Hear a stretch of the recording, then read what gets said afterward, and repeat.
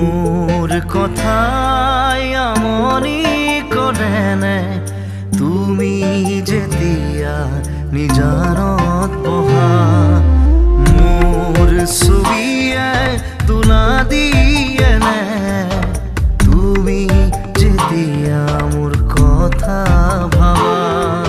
স্মৃতিবোৰে যদি প্ৰশ্ন কৰে পাৰিবানে উত্তৰ লিখিবলে তুমি কিয় এনে কৰিলা এৰা খুটি এৰা দিয়ে